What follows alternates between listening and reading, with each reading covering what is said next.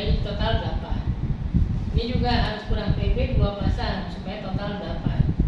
Ini 3 pasang 8. Nah, kalau ini yang terjadi, ikatan CO2 itu seperti ini, konsekuensinya kan total elektronnya lebih dari 16.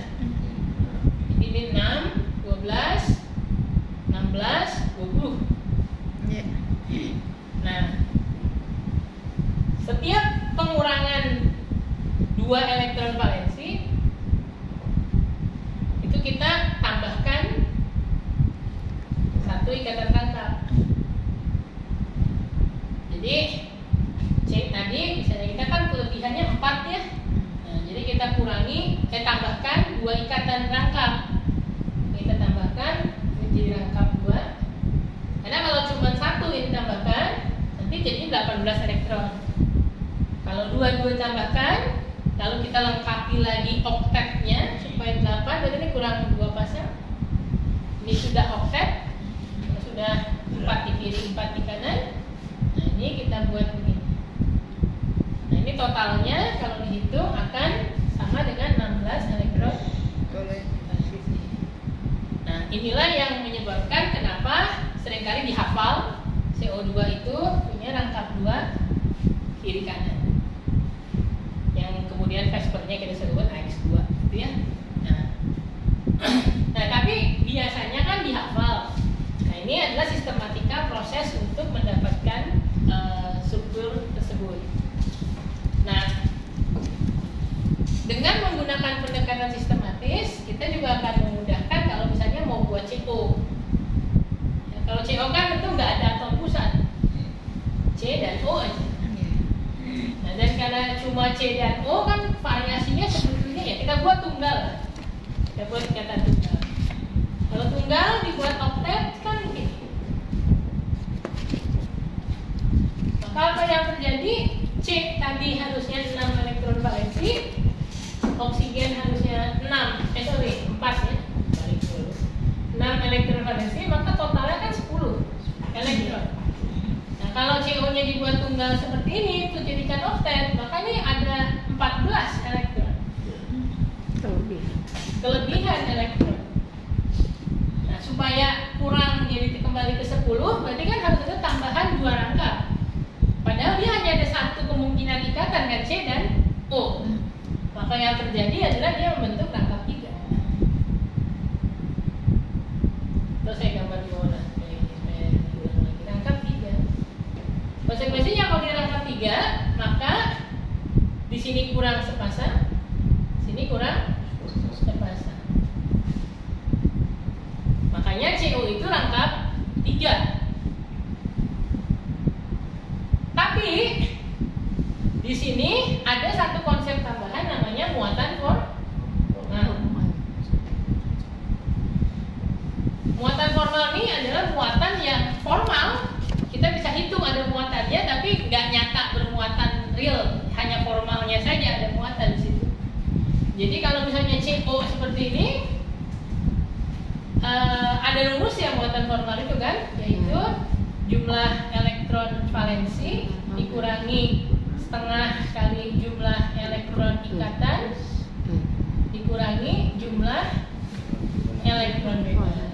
Tapi sebetulnya bisa lebih cepat sih menghitung muatan formal itu, dan di organik biasanya butuh hitung itu lebih cepat. Jadi kita nggak pakai rumus ini.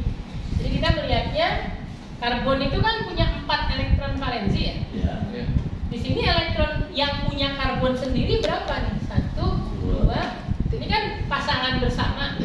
Yang punya karbon sendiri kan 1, 2, 3. 3 lagi dari oksigen kan?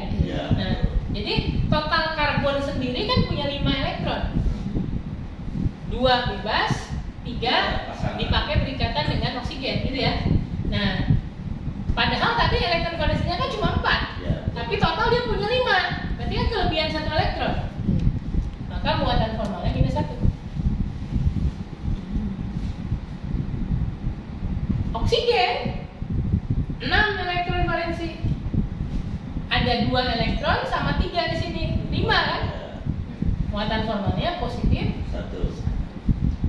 Jadi secara neto CO itu tidak bermuatan karena min 1 dan plus 1. Tapi ini juga saya tanyakan waktu di pretest kan.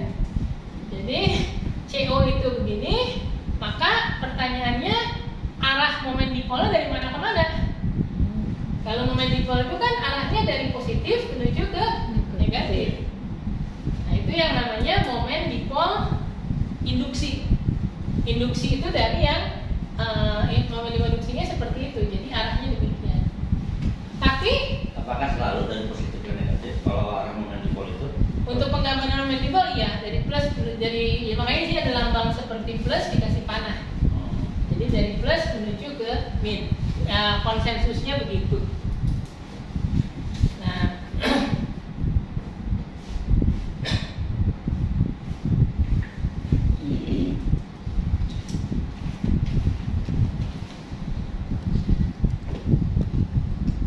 namanya adalah momen dipol induktifnya itu dari momen C. Tapi dia juga bisa mengalami yang namanya kalau di dalam kimia organik fisik disebutnya mesomeri. Mesomeri itu kalau umumnya sering disebut resonansi. Nah, jadi dia bisa seperti ini nih. Ada pergerakan. Jadi panah lengkung ini Bu Ati pasti udah bolak-balik ngajarin ini. Jadi adalah menunjukkan perpindahan dua buah elektron. Jadi dua elektron yang semula ikatan berubah menjadi PeB di sini kan. Ini kalau kita gambarkan nanti akan menjadi Pak, tanya dulu. Kalau tanda panah itu setiap panah itu seperti yang Bapak tadi bilang maksudnya.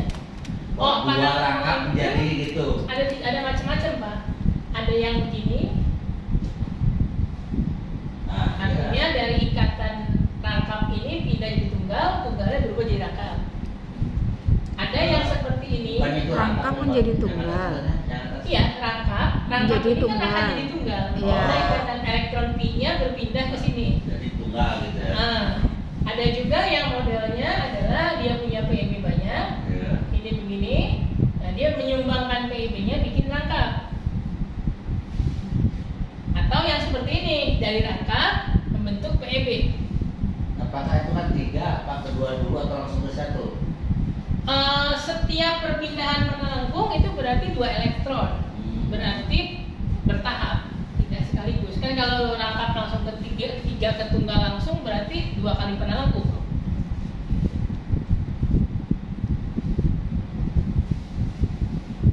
Nah ini nanti akan menghasilkan ini kan di rangkap dua oksigen. Nah di sini sekarang ini jadi PeB-nya jadi dua.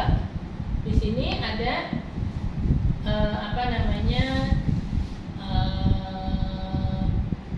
tetap elektronnya satu, maka nanti di sini muatannya jadi besar sekali kan, jadi positif berapa nih?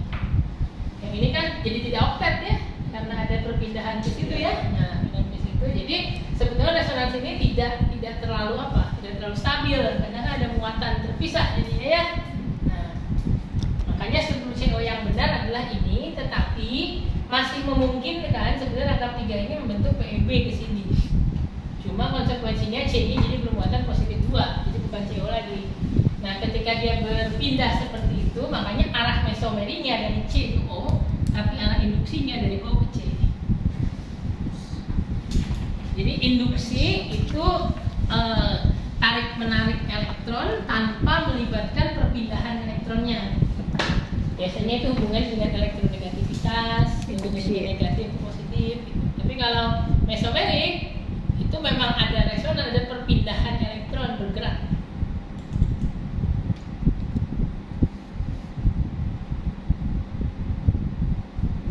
Tarik elektron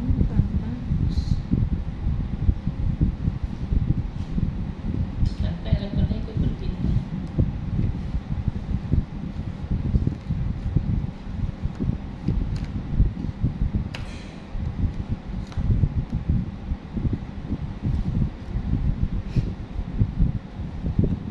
Maka kita bisa hitung muatan formal oksigen ini berapa? muatan formalnya 0 kan? nol, iya. Karena 6 bakalan juga 6. Iya. Ini karbon karbon 4 6 6 itunya 4 0 Bu. 0 juga kan, stoknya 4, adanya Itunya 4. 4 elektron valensi sama dengan yang ada. Oksigen ini min Satu, 1. bawah Ini min 1. Nah, berarti kan cocok dengan 2 minus. Ya, nah, cuma pertanyaannya adalah kenapa rangkapnya di sini? Kenapa nggak di situ? Kan bisa aja Iya, betul. rangkapnya ke situ. Tapi kan muatannya di sini. Tergantung yang gambar. Kalau rangkap di sini berarti muatannya di situ kan? Muatannya pindah, iya. Sama juga kalau kenapa rangkapnya nggak di bawah situ? Yang di kanan bawah. Ya, muatannya pindah juga. Dipindah muatannya. Bukan, sini kan? Ya. Ini O ya. Ini min, ini minnya di sini. Nah, pertanyaannya itu mana yang betul? Loh, Yang atas, yang tengah, yang bawah, semuanya benar atau semuanya salah? semuanya benar Pak, tergantung kalau itunya tergantung apa namanya muatannya ada di Oke. mana. Semua setuju? Iya. Oke. Jadi kalau berdasarkan konsepnya, ini tuh semuanya salah, Oh, bukan semuanya Salah. benar. Oh yang pakai kurung itu. Kenapa semuanya salah? Minusnya di luar. Karena pada prakteknya CO32 min nggak punya rangkap. Kalau diukur pakai XRD, panjang ikatannya sama semua. CO ini tiga-tiganya dan lebih panjang daripada ikatan tunggal, lebih pendek daripada ikatan rangkap. Yang menunjukkan bahwa rangkapnya tidak pernah menetap di sini atau di situ, tapi selalu berpindah-pindah. Dari situlah lahir konsep yang namanya resonans tadi. Jadi rangkapnya pernah di sini, nanti pindah ke situ dan terus berputar. Sehingga secara neto ini bukan rangkap, juga bukan tunggal, tapi di antara tunggal dan rangkap ordenya. Jadi makanya ini namanya disebutnya struktur kanonik resonans. Jadi kalau kita gambar pakai panah bolak-balik, itu pada namanya struktur kanonik. Dan ini bisa kita gambarkan pergerakan elektronnya. Jadi ini kan rangkap, ini minus. Sekarang minusnya pindah ke sini, rangkapnya di sini. Nah kita bisa buat panah lengkung dari yang kaya. Ini bikin rangkap, So kayak makin kaya. yang rangkap bikin muatan. Oh, kayaknya Bapak.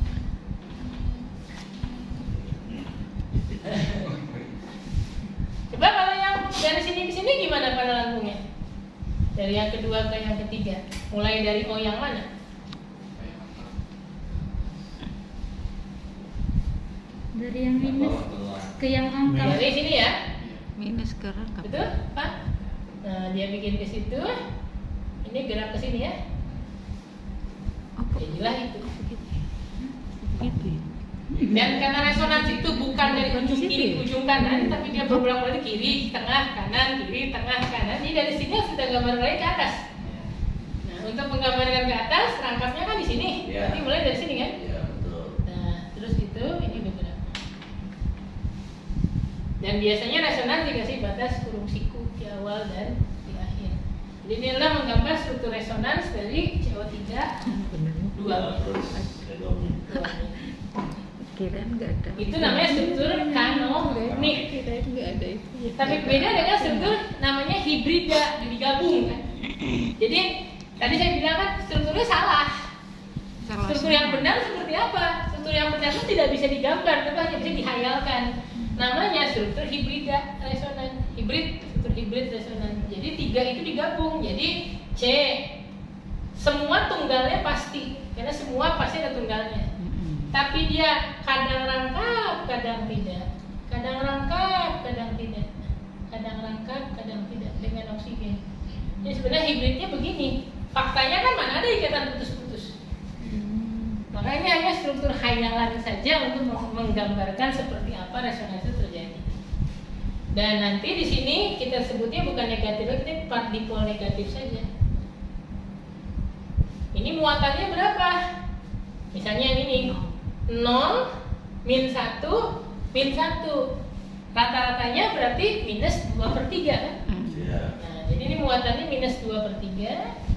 Ini kalau dihitung juga sama, Sama. minus 2/3. Itu Ini juga minus 2/3, sama. totalnya minus 2.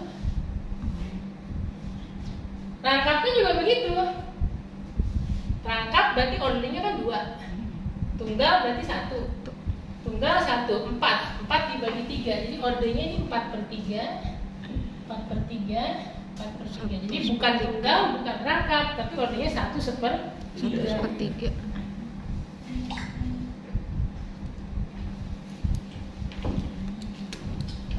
C4H8O itu kan kita biasa kenal familiar dengan CnH2NO. Iya. Yang familiar dengan ini kan biasanya aldehida atau keton. Ya udah, kita mulai dulu aja aldehida. Tapi dimintanya rumus garis. Menggambar rumus garis itu berarti kan atom-atomnya nggak gitu. Bapak nggak ada namanya. Bapak nggak pakai nama. Mau Pak? 200 nggak mungkin ada namanya semua. Gitu. Jadi ini seperti ini. Nah, ini kan kita menamai aldehida sekalian karena ini Ya, S2 sama. kan sambil udah nama udah dianggap udah tahu. Jadi nama ini adalah butanal misalnya. Karena aldehida kan akhiran al. Iya. Ya. Nah, tinggal sekarang ini kan 3 karbon. Kalau 3 karbon kan ada propil, ada isopropil. Iya. Jadi kita punya variasi satu lagi kan begini. Nah, ini tentu namanya jadi metil propanal. Boleh pakai 2, boleh tidak di depannya, karena pasti di nomor 2. Nah, kemudian masuk ke sini keton ya. Keton. Oke, ketonnya ada berapa banyak? Keton itu kan tinggal kiri kanan berapa? Iya. 3 di kiri, 3 di kiri, 1 di kanan ya. Iya. RCOR. Kebanyakan 2 di kiri, 1 di kanan, kan 4 ya. Nah, jadi ini adalah butanon. 2 butanon. Boleh pakai 2, boleh tidak. Nah, kemudian variasi lain kan? Kita tahu yang paling gampang misalnya adalah kalau apa? Kalau aldehida keton itu kan harusnya Bu Ati sudah mengajarkan ada tautomerisasi. Iya. Bisa jadi ketoenol. Nah, jadi artinya ini kan misalnya kita bisa buat bentuk enolnya adalah ini.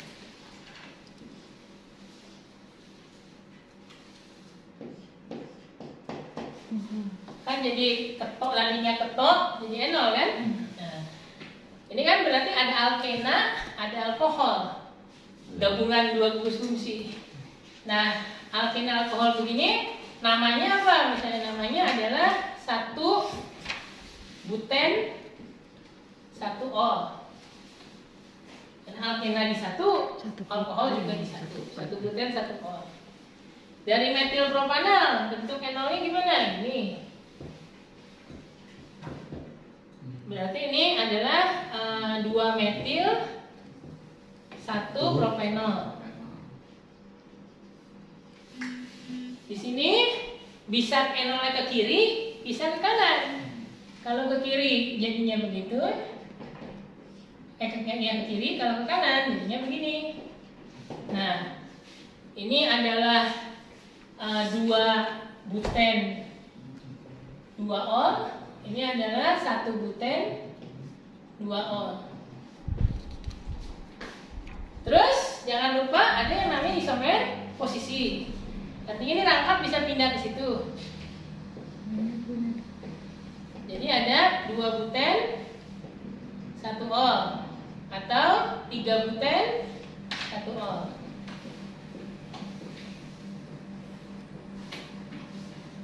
Ini bisa ada isomer posisi ke sini. Ini namanya menjadi 2 metil 3 buten 1 ol. Ini bisa ke sebelah sana. Ya. Maka ini menjadi 1 buten 2 ol. 3 ol. 1, 2, 3. 1 buten 3 ol. Ada kemungkinan enol lain kah?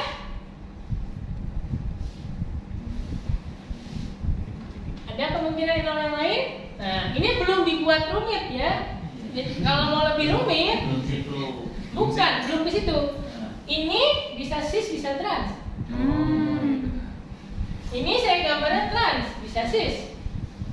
Ya, di atas juga bisa. Abaikan dulu sistemnya ya, agak pusing. Oke. Terus jangan lupa, bukan cuma enol, kita juga bisa buat ena eter. Nggak harus ena enol, tapi bisa juga ena eter. Misalnya bagaimana? Misalnya tadi tuh kalau yang atas ya, atas kan dia gambarnya begini. Nah ini kita bikin bukan gitu, tapi Enggak ada begini. itu nama Ada Yupa. iupaknya kan Nama ada. Yupa. Ini bisa kan? Nah, ini namanya apa misalnya? Ini kan 1, 2, 3. Ini namanya 1 metoksi propena. Gitu. Ini rangkap bisa pindah ke sini. Ini bisa jadi etil. Bisa jadi begini kan? Bisa etil. Bisa kan? Namanya apa? Ini adalah etoksi etana. Etoksi etena. Etoksi etena. Gitu ya. Nah, dan lain-lain. Saya ikut Pak Nugroho. Dan lain-lain. Nah, terus variasi lainnya apa lagi? Tadi Pak Nugroho udah bilang ada siklo. Nah, siklo. Ini kan C4. C4 berarti kita bisa buat diamond terus OH. Jadi dia siklobutanol. Terus kan bisa dikecilkan cincinnya. Jadi segitiga misalnya begini. Jadi metoksi siklopropana. Atau dibikin begini, kasih metil, kasih OH. Jadi apa? 1 metil siklopropanol. Ya, nggak mau kalah lah. Dan lain-lain yang serupa. Nah, kita jangan lupa juga ketika buat siklopropana ada metil kan? Ada OH, berarti ada trans, ada cis. Terus belum selesai. Ini kan C4H8O. Berarti kita juga bisa buat heterosiklik kan? Kita bisa buat heterosiklik. Kita buat begini. Itu juga C4H8O. Namanya ini adalah oxolana atau sering disebut tetrahidrofuran. Ya, oxolana. Nah, terus kecilkan jadi segi 4. Kasih metil 1. Kecilkan jadi epoksida, bisa etil gitu kan, dan lain-lain ya. Itu posisinya bisa pindah-pindah. Dan posisi bisa pindah-pindah, itu bisa ke bawah gitu kan. Bisa rangkap. Nah, tapi setidaknya kan tugas saya lihat, tapi saya nggak nilai benar salahnya. Setidaknya nggak ada lah di antara bapak ibu yang masih, maaf kalau mahasiswa yang baru kuliah kan suka ada kacamata kuda. Tapi cuma berapa? 3.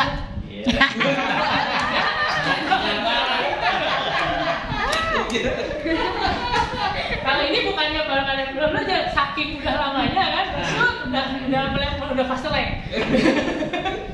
Saya 3 Pak.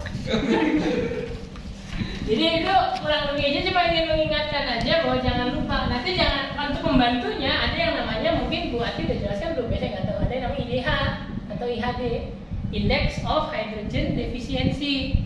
Jadi rumusnya itu 4 boleh ya, kurangi 1/2 ditambah 3/2 ditambah 1.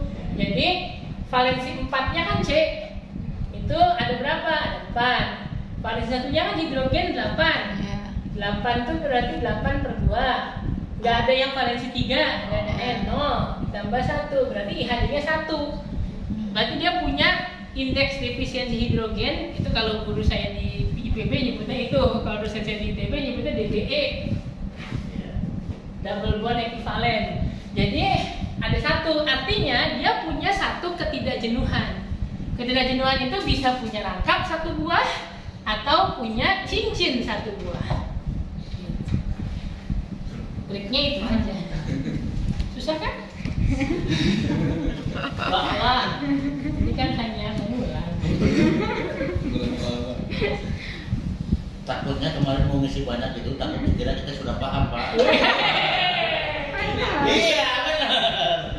Tapi jelasin saja. Takutnya dikira udah paham, kalau beneran dites malah bingung Pak. Ternyata pinter ngeles. Itu kalau udah berpengalaman gitu. Udah kahot. Ya tapi kurang lebih Jadi kalau soal yang ditanyakan, juga saya nggak akan minta gambar semuanya, tapi yang penting tahu bahwa nggak cuma itu. Ini dulu waktu saya masih dosen muda, waktu masih ngasdos itu ada kejadian seru, dosennya bikin soal ujian C5 H10O, kan pasti lebih banyak lagi kan dari 8O. Nah saya suruh bikin masker, suruh koreksi. Nah soalnya itu tuliskan semua isomer benar-benar C5 H10O. Mantap Pak. Ternyata dosennya salah soal, kalau ke tempat cuma segini. Saya lupa, dosennya sendiri lupa kalau ada gugus lain. Akhirnya gimana? Diganti akhirnya soalnya. Jadi minimal ada satu yang karbosiklik, satu yang heterosiklik gitu. SP3. Yang ini? SP. Ya, ini? Ya pokoknya yang satu SP3, yang dua SP2, dan yang ketiga SP. 3. Ini SP3. Itu dulu yang gampang. Habis itu langkah berikutnya Anda menentukan ikatan sigma atau pi. Bahwa dia kan udah bilang tuh kalau tunggal sigma. Kalau rangkap 2 berarti 1 sigma 1 pi. Ini sigma pi pi. Terus ini sigma. Nah, terus kalau hidrogen udah pasti S. Ya kan? Pasti S. Nah, yang dimaksud skema pembentukan ikatan itu tinggal menghubungkan. Misalnya ikatan ini. Berarti dia sigma sp2 dengan S. Ini sigma sp2 S. Ini juga sigma sp2s. Nah ini boleh ikatan yang mana aja ya, sigma pi, bukan salah satu sigma, salah satu pi. Yang ini kan sigma apa? Ini dengan ini kan? Ini sp2. Ini pi, biasanya kalau pi ditulisnya pi pp karena melibatkan orbital 2p yang bertumpang tinggi, begini kan? Nah, terus lanjutkan. Nah, ini apa? Lanjutkan, tahu dong, jago kan? Ya, lanjutkan. Terus yang sendiri tinggal hubung-hubung jadi sigma S2 S3 gitu kan. Nah yang namanya skema bentuknya itu satu-satu di panahnya ditunjukin ikatannya apa, makanya harus digambarkan lengkap rumusnya, nggak boleh rumus garis, nggak boleh rumus mampet. Ini tahu dah. Bisa kelompokin saya dari serangkap 2 ke serangkap 1 baru satu sigma. Tapi kan harus ditunjukkan ikatan yang mananya gitu Pak. Jadi kelompokin di bawah. Oh boleh, kalau mau pakai panah boleh, kalau nggak coba dikasih nomor 1, 2, 3, 4, boleh bawa 1 boleh. Yang penting mah jawabannya ke sana. Muka. Tapi kalau dia ketemunya begini, bukan muka tapi sisi. Ini spidolnya juga kena efek papannya itu jadi cepet. Ini apa? Cepet ujungnya jadi ini kena yang hitam-hitam itu. Oke, itu agak pendek. Ada satu sigma S. Sebenarnya spidolnya baru di sini. Yang ikat. Oke, jadi ini CC, nah ini satu lagi begini. Satu lagi PSP. Nah ini yang namanya ikatan muka ketemu muka, ini namanya ikatan sisi ketemu sisi. Nah muka ketemu muka nanti jadinya sigma, pi sisi ketemu sisi namanya ikatan pi. Gitu. Pi itu kenapa? Karena S nggak bisa ikatan sisi ketemu sisi, yang bisa cuma P. Dan di organik mah kita nggak bahas D, F, nggak, kita bahasnya cuma S dan B. DF-nya urusan nanti next and/or habis lebaran ya. Jangan kan kalian yang belajar, kita yang ngajar dia sampai nanya ke kadetnya, ini nggak salah penyajiannya kayak gini, 7 seminggu 7 pertemuan, beda lagi minggu depan seminggu 7 pertemuan. Kan ibaratnya 1 semester ngambil 16 mata kuliah kan? Iya. Tiap minggu 1 mata kuliah. Kita bahas di mobil. Iya kan? Ibaratnya Saya bahas di mobil itu. Arrhenius, Bronsted Lowry, Louis. Ya. Kalau menurut Bronsted Lowry, ini kan di analitik dia jadi ya. Iya. Silakan Naomi. Waktu yang materi brainnya analitik itu bahas apa? Itu spektrometri. Spektro ya. Iya. Oke. Spektronya kebanyakan semuanya. Kromatografinya nggak terlalu banyak. Enggak, malah nggak ada kromatografi. Nggak Nggak ada. Dari NMR itu semuanya. Oh padahal nanti itu ada jatahnya di minggu setelah ini. Nanti bapak ketemu Pak Nofriandi kan habis ini. Nah Pak Nofriandi itu kan jagoannya elusidasi struktur. Nanti News itu kan asap itu punya H+. Ya. Kalau melepas H+ dalam air jadi H3O+. Kalau menurut basah berarti punya OH-. Nah padahal kan gas Nggak semua basa punya alhamin. Nah, jadi kita mengenal lagi ada konsep Bronsted-Lowry kan. Kalau Bronsted-Lowry itu asam itu pokoknya dia bisa mendonorkan H+. Tapi kalau basa akseptor H+. Nah, terus kalau Lewis lain lagi. Asam itu adalah akseptor, tapi akseptornya itu adalah pasangan elektron. Ya, basa itu adalah donor pasangan elektron. Sehingga dengan adanya definisi dari Bronsted-Lowry dan Lewis, kita bisa mengatakan amonia misalnya. Amonia itu bisa menerima H+, sehingga menjadi NH4+ kan? Maka dia bisa dikelompokkan sebagai basa menurut Bronsted-Lowry. Tapi cara dia mengambil H+-nya itu kan dengan menyumbangkan pasangan elektron. Maka dia juga bisa kita sebut sebagai asam menurut basa menurut Lewis. Nah, contoh yang kalau akseptor pasangan itu apa? Misalnya adalah AlCl3. Kita tahu AlCl3 itu kan oktet, tidak oktet. Al itu kan hanya punya 3 tangan. Padahal kalau dia oktet dia harus punya 4 tangan. Tapi praktiknya kan AlCl3 itu ada dan stabil. Ya, artinya dia kita sering sebut oktet tidak lengkap. Ya, nah kalau oktet tidak lengkap dia butuh, berarti kan dia mudah sekali menerima pasangan elektron. Nah, makanya dia mudah berubah. Pasangan itu tidak melulu harus dari yang berhubungan dengan proton. Misalnya di sini dengan Al dia bisa menerima misalnya Cl-, jadi Al Cl4-, gitu ya. Jadi nanti Al-nya jadi permuatan negatif. Itu yang terkenal misalnya BF3 jadi BF4-, gitu ya. Itu kan contoh reaksi asam basa yang kalau ngikutin konsep Arrhenius dari mana H+OH-. Tapi dia harus menggunakan konsep asam basanya menurut Lewis. Itu prolog pengantar singkatnya. Nah, terus sekarang untuk organik kita urusannya adalah kuat lemahnya asam. Nah, misalnya di nomor 4A itu kalau dibaca slide-nya, kalau sempat itu saya kirim slide juga tuh. Nah, di slide itu ada sebetulnya kan. Jadi kalau saya punya asam apa aja di situ datanya asam fluoroasetat.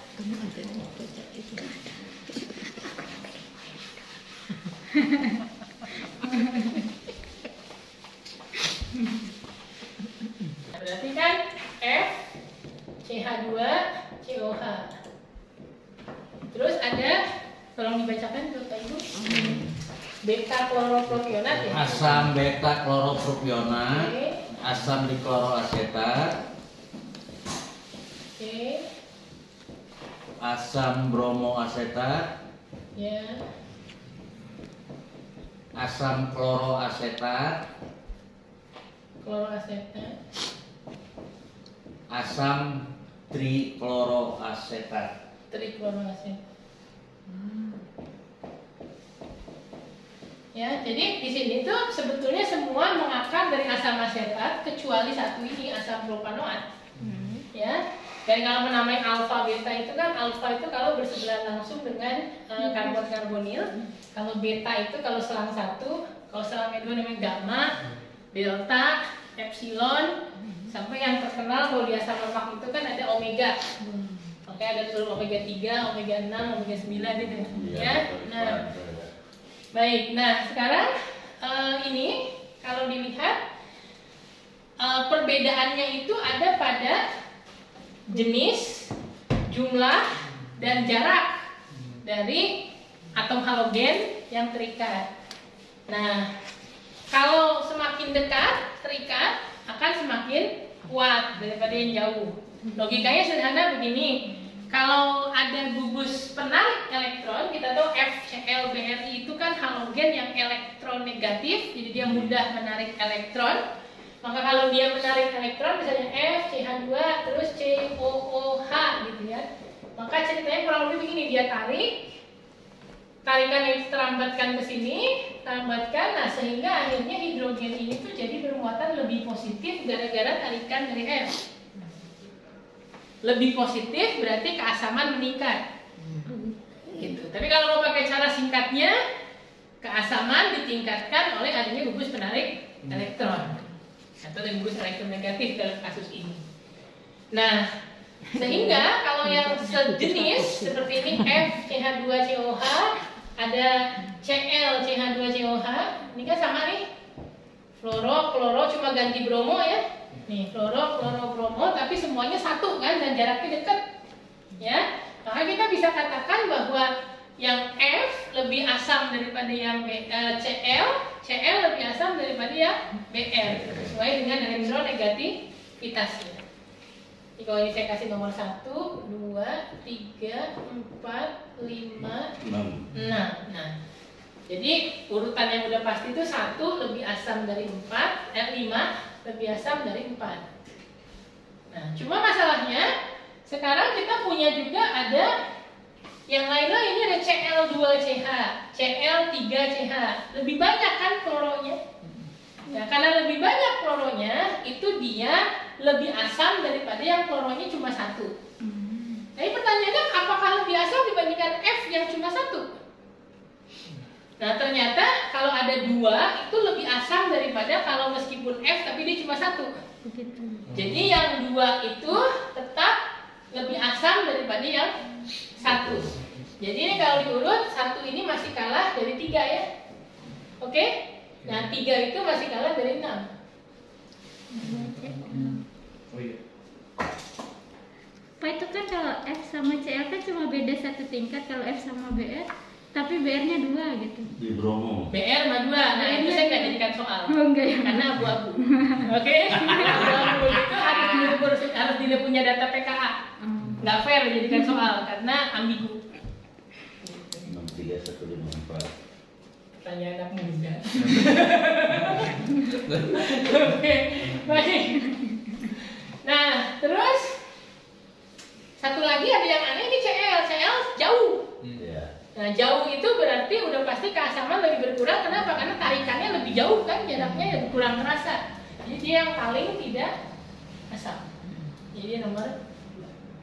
Sekalipun dibandingkan dengan tadi siapa, dengan tadi pertanyaannya kalau ditanya lagi, Pak ini Cl1 jauh, ini ada lagi misalnya BR tapi dekat, ya kan? Nah, yang kalau dalam hal jarak lebih menentukan. Jadi jarak yang makin jauh itu pasti lebih lemah, meskipun atomnya lebih elektronegatif. Mudah.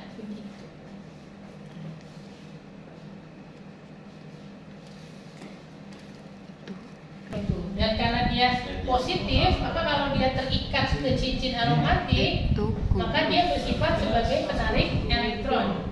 Karena kan kalau positif nggak mungkin dorong elektron di mana dia nggak punya, dia hanya bisa narik. Nah, jadi elektron itu penarik elektron. Makanya kalau asam benzoat dibandingkan yang dengan ada nitro akan lebih asam yang ada nitro. Tapi pertanyaannya kenapa kalau nitronya itu di orto, jadi ada benzoat di sini kan, masih benzoat. Berarti kan kalau yang itu Nah, nitronya kan di orto. Ini Nah, paling kenapa gede kan kalau berarti ya? nitronya itu di orto lebih asam daripada kalau di meta? Bener ya nih Bu. Ya.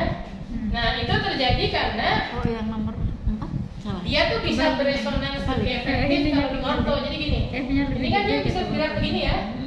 Nah, ini menggerakkan rangkap ini ke sini. Ini sekarang positifnya kan ada di sini.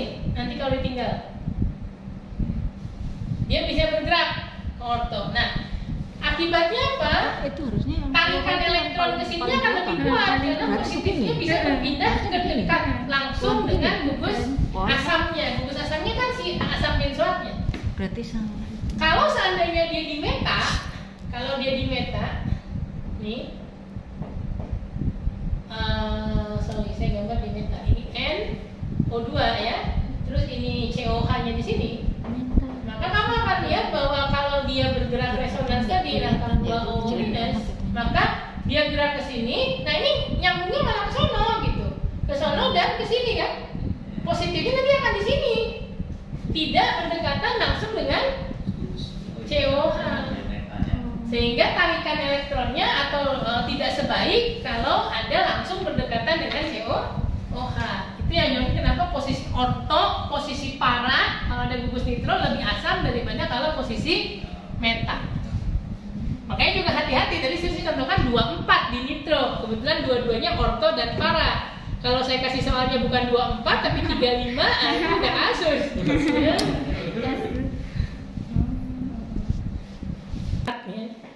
asam maleat ini sesuai dengan asam meleot. Ada satu lagi Pak, asam merot. Jadi ini pertanyaan itu begini sebetulnya. Asam maleat tuh Bapak Ibu kan bisa searching ya. Asam maleat itu punya 2 gugus karboksilat. Jadi dia asam cis butena dioat. Jadi ini C rangkap 2C saya salah sebelum loh bukan. Oh setiap kehapus dia luntur. C terus CO2H. Ini juga COH. Dua gugus karboksilat. Jadi cis. Ya. Kalau fumarat transnya. Nah, dia kan punya 2 H, punya 2 asam. Makanya ada PKA1, ada PKA2. Nah, yang ditanyakan di sini tuh begini. Kalau PKA1-nya asam maleat itu kan 1,92. Iya. Asam fumarat PKA1-nya 3,02. Artinya hidrogen yang lebih asam punya siapa? Biasa mah punya ini Pak, yang fumarat. Yang lebih asam tuh PKA lebih kecil atau lebih besar? Lebih besar. PKA lebih? Lebih besar Pak, lebih besar. Kalau lebih asam berarti PKA-nya lebih kecil. Oh, nggak kalah sama anak muda banget.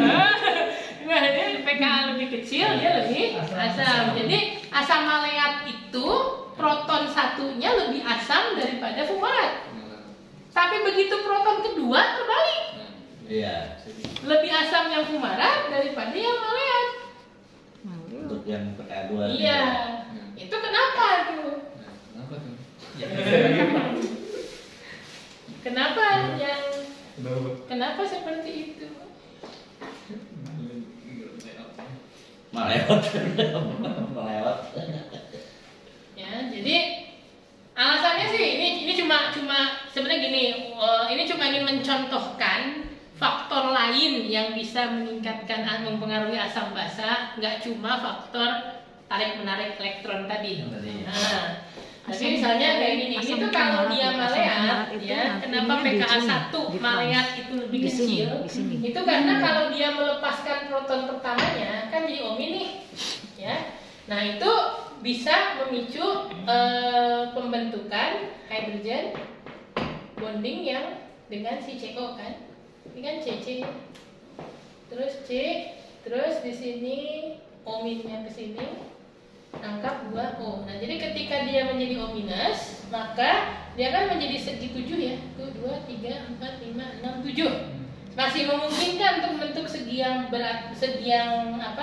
ideal untuk terjadinya ikatan hidrogen antara O- dan H. Andai dia OH dengan H, itu kan cuma OH dengan H itu ini nanti ada OH di sini kan. Nah, itu nggak sekuat kalau ada min kan. Min ini akan menyebabkan ikatan hidrogennya menjadi lebih kuat lagi. Nah, sehingga dia akan lebih mudah melepaskan proton pertamanya karena mempercepat terbentuknya ikatan hidrogen yang menstabilkan ini. Yang tidak terjadi kalau dia posisinya trans. Kalau trans kan tidak bisa berikatan hidrogen, maka trans biasa aja. Oh, hak lepas aja. Nggak jadi lebih stabil ini kalau saya lepas gitu loh. Ini kalau dia akan lebih mudah melepas karena memicu pembentukan ikatan hidrogen intramolekul yang menstabilkan. Saking menstabilkannya sampai-sampai dia jadi susah mau melepas yang kedua. Kalau yang pertama mau gampang lepas karena bikin ikatan hidrogen, kalau yang kedua karena udah ada ikatan hidrogen jadi makin susah untuk dilepas. Makanya yang kedua malah terbalik, dia lebih susah melepaskan hidrogen. Nah, stabilisasi hidrogen bonding ini hanya terjadi pada kasus cis dan tidak terjadi pada kasus trans. Karena mana mungkin berikatan hidrogen kalau begini? Kan? Nggak bisa. Pas kiri kanan begini.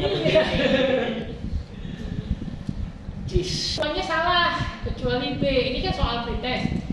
Nah, Gue ini soal pernah lihat ya. nah, coba dijelaskan. Nah, jadi yang A nih, yang A itu ini pilihannya ABCD itu pilihan pas PG kemarin. Cuma sekarang saya ubah jadi saya kasih tahu yang salah itu B. Jadi jawabannya tuh waktu itu B. Yang Jadi benar yang benar tuh cuma B. Nah, pertanyaannya kenapa yang A salah? Harusnya kan berarti yang ini tuh lebih asam ya. Sorry, ini berarti kurang asam. Kurang asam, oke. Kenapa kok? Itu kan cuma pindah posisi metil. Nah, Jelaskan. jadi ini contoh-contoh faktor-faktor di luar yang cuma tarik-menarik elektron itu ya. Jadi gini, ini kan OH yang jadi coba, yang asamnya siapa di sini? Aku juga nggak tahu ini. Yang asamnya. Dan ternyata tahu salah. OH kan, fenol kan asam. Iya. Nah, jadi kalau saya tulis di sini yang OH, ini saya spidol dulu dia, ayo saya putar. Nah, ini OH, ini yang saya gambar yang sebelah kiri ya, kiri. Kalau jadi dia kan OH nih, OH. Terus metilnya ada di sebelah sini. Nah, terus dia di sini ada ester. Nah, ini kan kalau di dalam kimia itu sering disebut efek dorong tarik, kan gugus karbonnya itu penarik. Ini pendorong, misalnya push pull chemistry, dorong tarik. Nah, jadi ini kan dia bisa begini kan, resonans, terus resonans, gerak ke sini. Dan itu akan semakin mudah terjadi kalau ini omin. Karena benar-benar nggak akan bentuk OH+, tapi minnya akan benar-benar dirangkap. Jadi akan terbentuk begini, rangkap 2O, begini. Nah, ini pindah ke sini, dirangkap 2. Nah, ini jadi O-, terus O-. Jadi, kalau dia melepaskan proton, dia akan mudah melepaskan proton ini karena kation anionnya akan distabilkan oleh resonans menuju ke situ. Ini kasusnya mirip kayak waktu bicara kenapa fenol lebih asam daripada alkohol. Bu Ati, Bu Aulia itu. Mesti apa? Saya nggak ingat tuh berarti aja dulu. Awal. Semuanya jalan keluar. Awal. Oh, Bu Ati kan nyari Bu Aulia. Bukan. Setelah proyeknya dekat sama Bu Aul. Iya kan gua belajar sendiri. Berarti ini sudah jelas sama Bu Aul kan ya sebelumnya. Saya sebelum ngajar Bapak Ibu, saya nanya Bu Aul dulu. Bu Aul gimana ngajarnya? Saya banyak ngobrol, kata Bu Aul gitu. Iya. Ngobrol aja Bu Budi. Oh iya. Ya kamu enak, materi ngobrolnya enak. Materi saya organik fisik mau ngajar apa? Nggak masuk sama dia juga salah kan? Terus udah gitu ke Bu Ati. Oh kalau saya mah saya suruh nonton video. Terus kasih spare yang banyak. Bener ya? Bener. Wah makanya saya campur-campur aja udah. PR-nya kebanyakan itu Pak, tugasnya. Berapa salah kalau buat 3. Oh 3, ya udah besok 6 lah. Kan tadi 9, 11, lagi kurangin 6. Tapi kalau beda-beda setiap ini sih kalau buatnya sekalian ngebahas masalah tentang sambil belajar sesuai dengan yang dia punya. Betul. Tadi ini berarti yang ini salah. Nah, tapi kenapa kalau metilnya di Salah ya? sini kok jadi masalah? Yang benar, Kan dia bilang berarti ini lebih asam. Harusnya.